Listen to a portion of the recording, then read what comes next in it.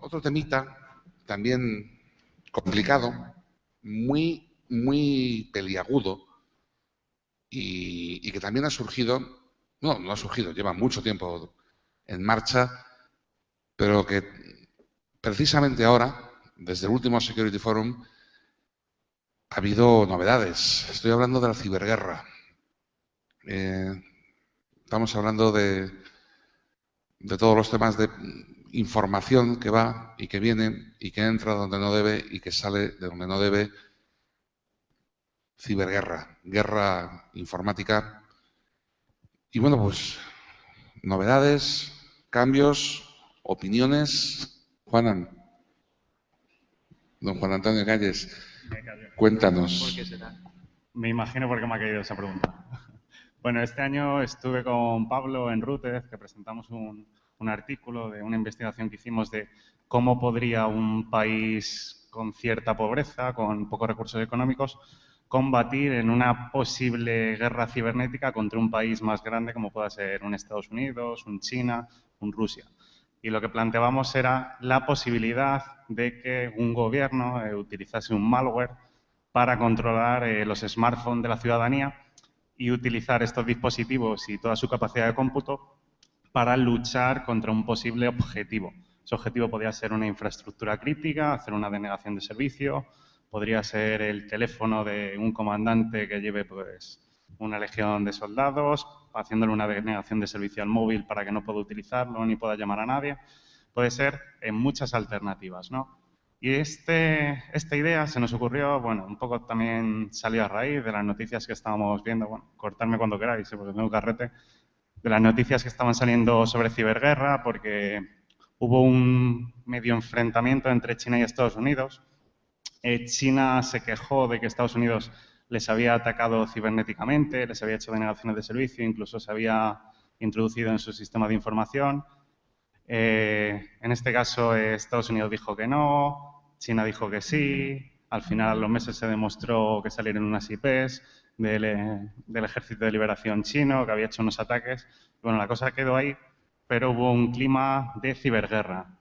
También hay estudios que hicieron en Estados Unidos en el que le preguntaban a la ciudadanía de todos los lados, de izquierdas y derechas, y les comentaban cómo creían que era más peligroso para la ciudadanía hoy en día. Y les preguntaron cosas como el cambio climático, la guerra, Irak, Irán, ataques zombies, 50.000 cosas. Y entre todo ello, lo más curioso es que un 40 y pico por ciento, casi un 50% de la gente decía que a lo que más temían era a la ciberguerra. Así que parece ser que hoy en día hay un clima de ciberguerra que es real, ¿no? Que está ahí. Y bueno, hablamos mucho de Estados Unidos, de China, ahora tenemos casos más recientes como Rusia, que bueno, Rusia ya viene con muchos antecedentes, ¿no? De lo que pasó con Osetia y bueno, en el año 2007-2008. También podemos irnos más atrás. En el año 99, en la guerra de Yugoslavia, también hubo algunos ciberataques. En este caso, subcontrataron a 400 hackers para introducirse en la Casa Blanca, en un portaaviones americano y bueno. La ciberguerra existe, yo creo que hay muchos casos, haciendo un poco de historia y mirando noticias se pueden llegar a ver infinidad de casos, que es algo real y que está ahí. Y por algo ahora los gobiernos se están ciberarmando. El año pasado salieron noticias de que Reino Unido estaba contratando hackers para hacer un ciberejército.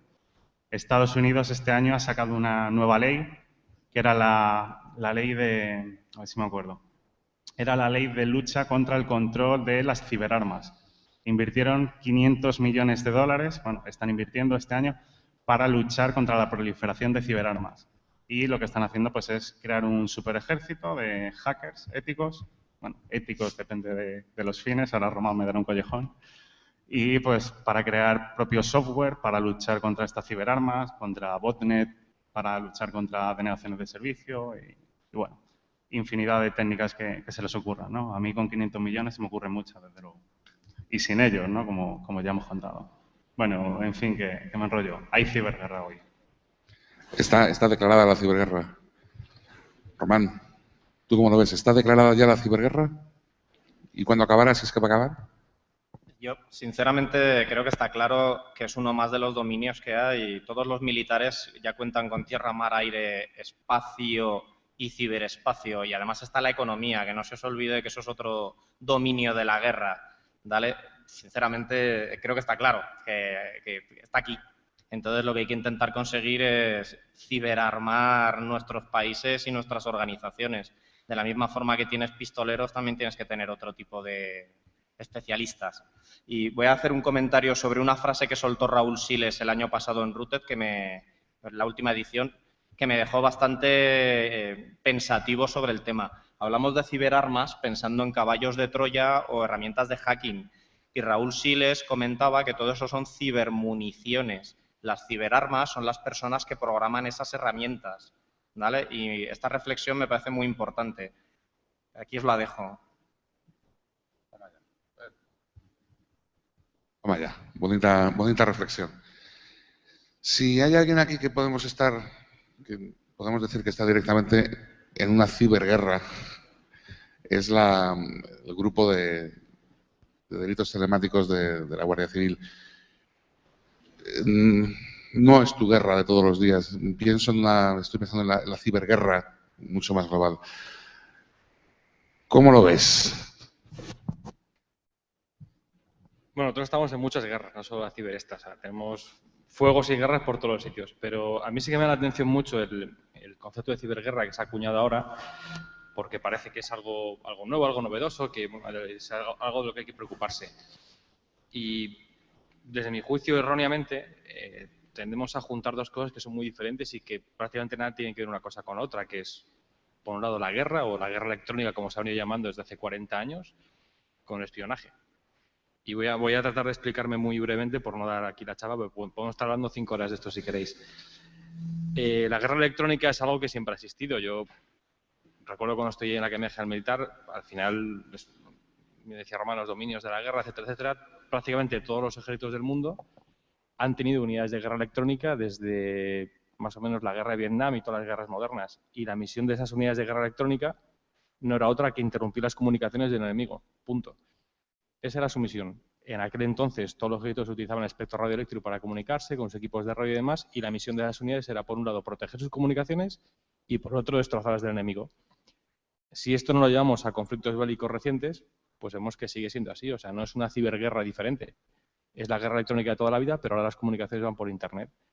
Comentaba Juan en el tema de Estonia y otros incidentes que ha habido en Rusia. Bueno, creo recordar que fue en el 2000, no quiero meter la pata con la fecha, pero creo que fue el 2008, hubo un pequeño conato de conflicto entre Rusia y Georgia por la ocupación de Osetia del Norte y demás.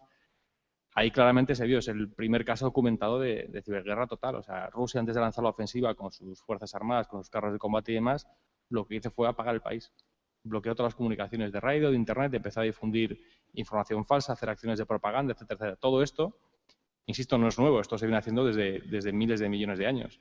Incluso en la Segunda Guerra Mundial hay acciones de propaganda gracias a las cuales los aliados ganaron. En aquel momento hacerlas pues era costoso y era difícil, había que lanzar panfletos desde los aviones, poner tanques hinchables en la costa, etcétera. A día de hoy con Internet es muy fácil. Entonces, ese es el uso que se hace de las tecnologías de la comunicación en la guerra, que es lo que podríamos llamar ciberguerra, pero insisto, o sea, toda la vida se ha llamado guerra electrónica. La otra parte es el espionaje. Y el espionaje es espionaje entre naciones, entre corporaciones, entre estados, entre grupos, entre lobbies. Y eso igualmente lleva existiendo desde que el hombre es hombre, básicamente. Si alguno piensa en espías estos archiconocidos, en Mata Hari y estas cosas, o es aficionado a las películas de James Bond o cualquier otra película de espías, pues verá que al final sí, los gobiernos hacen todo lo que pueden por espiar a los enemigos y a los aliados, a todo el mundo. Si a eso le ponemos la capa de las tecnologías de la comunicación, de Internet, de todas las posibilidades que tienen estos dispositivos, pues vemos que al final, en vez de desplegar una red de espías por Alemania Oriental, como había en su momento, pues es mucho más fácil desplegar una serie de malware en varios ordenadores. O es mucho más fácil desplegar una serie de sensores en según compañías. Me ahorro mucho dinero, no tengo que enviar gente allí, no tengo que formarles, no tengo que enseñarles a hablar alemán, no tengo que conseguir que se creen desde pequeños. Y si les cogen prisioneros, un malware no te va a traicionar nunca, no va a decir que eres tú. Entonces, para mí esos son los dos usos que se hace de este concepto de ciberguerra, que al final, pues creo que por comodidad lo estamos mezclando, pero yo creo que son dos cosas diferentes. Una cosa es el uso de la tecnología en conflictos bélicos, que ya digo, no es novedoso, se ha hecho siempre, y otra cosa es el uso de la tecnología para espionaje militar, intergubernamental, económico, personal, etcétera, etcétera. Yo recuerdo hace 10 años, si alguien quería saber si su mujer le era infiel o no, contrataba a una agencia de detectives. A día de hoy lo más cómodo es instalar una aplicación en el móvil y ya está. Entonces... Déjale ya el micro a Lorenzo. CEO de Securízame. Las personas normales, los que estamos en la calle todos los días con nuestro móvil, con nuestro ordenador, la ciberguerra, ¿nos va a salpicar? ¿Nos vamos a poder securizar? Securízate. No, a ver, la guerra es lo que dice César.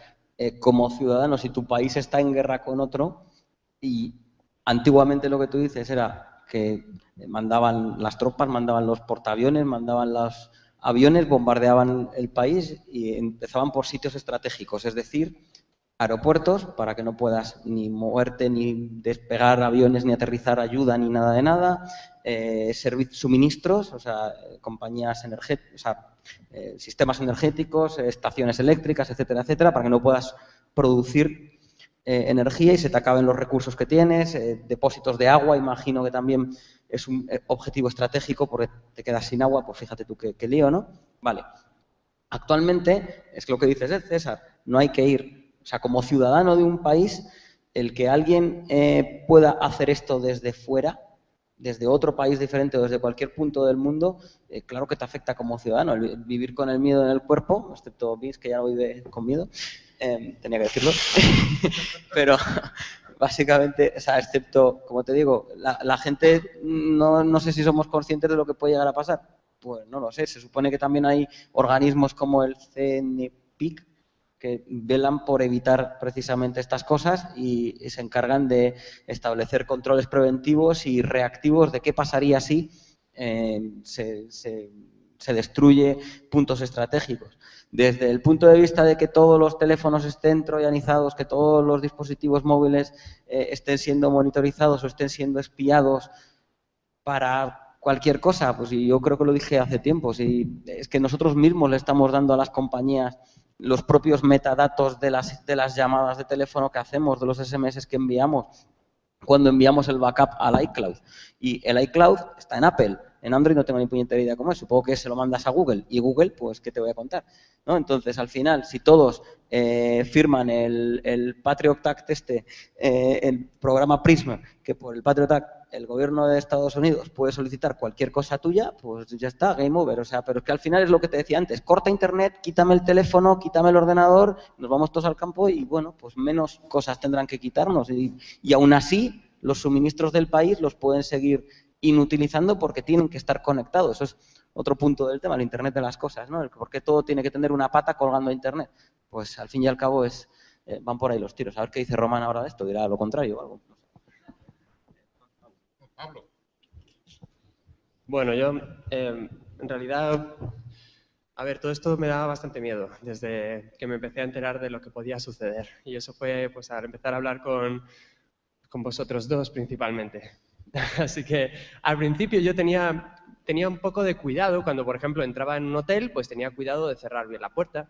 Después me enteré de que me podían instalar algo en el ordenador y que sin darme cuenta me podían estar pues espiando, grabando, lo que fuese con la cámara, con la lucecita encendida, pero aún, a pesar de eso, pues yo me podía estar cambiando de ropa o lo que fuese en mi habitación o fuera de ella y con la cámara pues ahí captándolo todo. Entonces le puse una pegatina, después un bloqueo. Luego me enteré de que a través de redes 2G te pueden pillar todas las comunicaciones que realices y que no debes, pues por ejemplo, acceder al banco si tienes el teléfono móvil conectado con GPRS o a través de Edge. Entonces, a partir de ese momento, pues no accedo al banco desde el teléfono móvil cuando estoy en ese tipo de conexiones, sino solamente cuando estoy en 3G.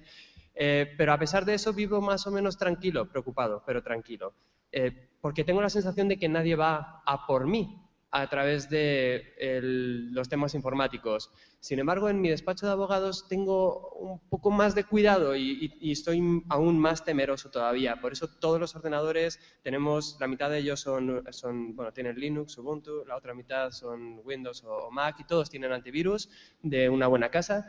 Y creo que vivo seguro, pero a pesar de eso hago copias de seguridad de todo, las comunicaciones las transmito habitualmente a través de GPG y no lo escribo directamente en Gmail cuando escribo algún correo electrónico con este sistema, sino que lo escribo por fuera. Tengo miedo al llevar mi ordenador a arreglar porque... ¿Y si me han metido un chip para localizar cuál es la contraseña que pongo y enviarla fuera, pero me dan el ordenador diciendo ya está arreglado? Y todo esto sin tener la sensación de que van a por mí. Y sin embargo, hay gente que no irá por mí, ni a por mi despacho, sino que irá pues a ver qué tipo de información tiene guardado, pues, no sé, cualquiera de nosotros, como grandes empresarios o el Estado, o a lo mejor incluso hay gente, bueno, a lo mejor no, estoy seguro de que hay gente intentando atacar a ESET, y vosotros probablemente, estoy, vamos, casi convencido, confírmamelo, tenéis barreras de seguridad constantes poniéndose precisamente para evitar ataques. Así que no es una cuestión del futuro, de lo que nos pueda pasar, es que ya está sucediendo, es que los ataques son constantes y las formas de evitarlos pues son, bueno, pues por supuesto, tener todo actualizado, tener software original y tal, tener antivirus instalados y tener siempre copias de seguridad y una reacción analógica por si acaso. No solamente la digital. Hay que tener una especie como de manivela para dar cuerda a la empresa, incluso al pulso personal, en caso de que suframos un ataque, porque el ataque va a suceder. El problema es, o sea, lo que no sabemos es cuándo. Gracias por tu optimismo. De verdad, ya me has dejado arreglado toda la tarde. Bueno, desde Inteco. Desde Inteco, ¿qué pensáis? ¿Cómo veis el tema de ciberguerra? Bueno, desde Inteco y desde cualquier sitio sabemos que esto es real. Como han dicho todos los que están en la mesa, que la ciberguerra es un hecho, que hay un montón de incidentes de ciberguerra, como los que ha comentado Juan Antonio, la operación Aurora, Stuxnet, Flame, lo último que descubrió Kaspersky sobre Careto. Y luego el tema del ciberespionaje, que se lleva haciendo, como dijo César, toda la vida, el espionaje y el ciberespionaje, es decir, aplicando las tecnologías que tenemos ahora mismo a disposición. De hecho, el ejemplo que salió en las revelaciones de Snowden, del espionaje que hacían en las reuniones del G20 de los británicos, que llevaban a los que estaban reunidos a cibercafé, donde creaban puntos de acceso falsos, fake AP, para intentar hackear las comunicaciones de esta gente, ¿no? Entonces, esto es real.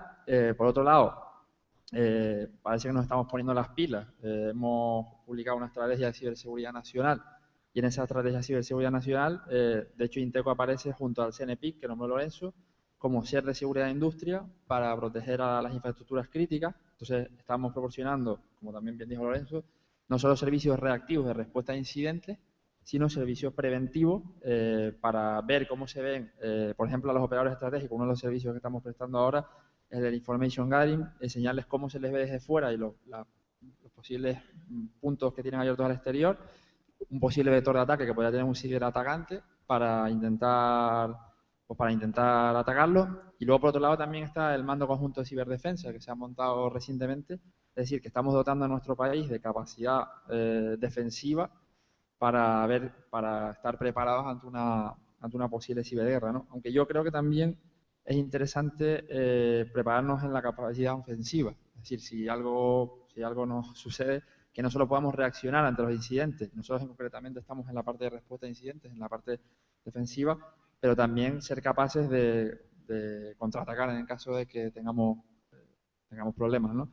Y luego, una reflexión a este respecto es, por ejemplo, la noticia que salió cuando se descubrió el espionaje que se hacía a las escuchas a los teléfonos de Angela Merkel y se propuso crear unas reglas para el ciberespionaje, ¿no?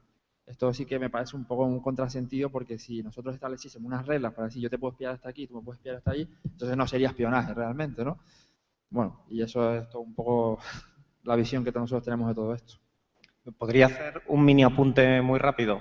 ¿Os habéis planteado que prácticamente el 100% de la gente que está en esta sala y prácticamente el 100% de la gente de España, los terminales móviles que utiliza los han fabricado 4 países? Estados Unidos, Corea, Finlandia y China. Y si han implementado un botoncito de muerte del dispositivo y si lo han hecho en todo el hardware que tenéis en casa. Y si un día deciden invadirnos, aprietan el botón y se acabaron todas las comunicaciones y la tecnología de nuestro país. Porque seguro que los routers de Cisco no los fabricáis en Albacete.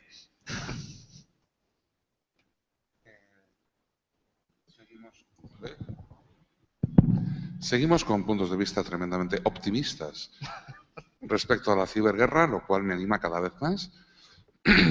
Espero que Josep, una de dos, o me levantas la tarde o me terminas de hundir en la más negra de las miserias. Pues no sé, Román, ¿cómo va el contador de ciber? ¿Está llorando en un rincón o nos quedan gatitos? Creo que quedan unos pocos. Quedan unos pocos, bueno, no abusaremos. A ver, guerra electrónica, ciberguerra.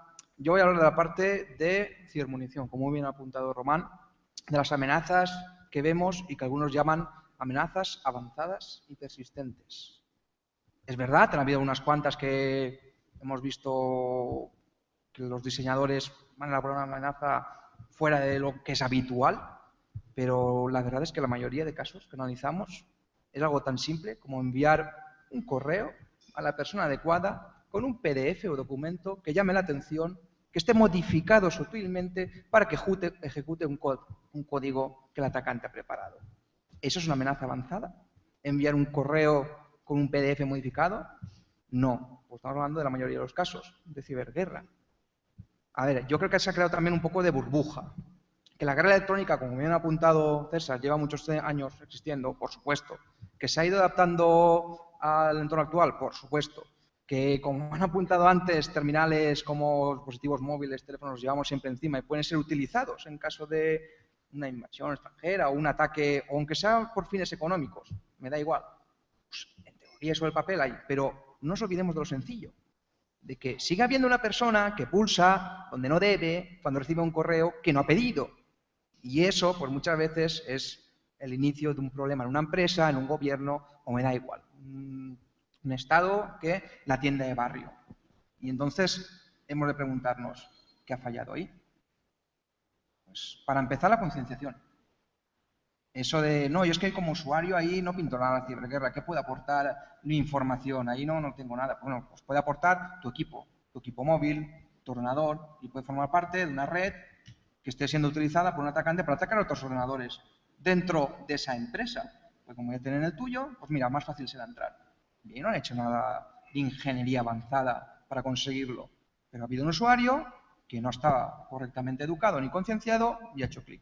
Que también puede que las soluciones de seguridad hayan fallado, pues también no son perfectas. Que también puede haber fallado un plan de seguridad del responsable de esa empresa, también. No siempre deleguemos solamente al usuario, hay muchas capas que hay que revisar. Y como tales, pues mirémonos todos al espejo, ¿estamos haciendo lo necesario para proteger nuestros sistemas? No ya de una ciberguerra, de cualquier ataque. ¿Lo estamos haciendo? Bueno, pues a lo mejor esa contraseña que tenemos la debemos cambiar o haber cambiado hace 2 años. Repito, 2002 no funciona como contraseña. Y ese tipo de prácticas, y ese tipo de concienciación, y ese tipo de, digamos, educación, lo que debemos machacar, insistir desde todos los ámbitos, sea educacional, sea corporativo, sea en conferencias tan interesantes como la RUTED, o sea desde organismos oficiales a través del OSI o como sea. Pero al final, los que pagamos muchas veces somos los ciudadanos de a pie. Mira, coincides bastante con un comentario que nos ha llegado a través del Twitter. Por si acaso, a los que nos estáis viendo, os recuerdo, el hashtag es ESETSecForum. Pues un Data Advisor habla precisamente de eso, de la concienciación. Que ninguna hasta que nos pilla el toro y entonces es demasiado tarde. Pues sí. Bueno, vamos a parar un ratito. Vamos a hacer una breve pausa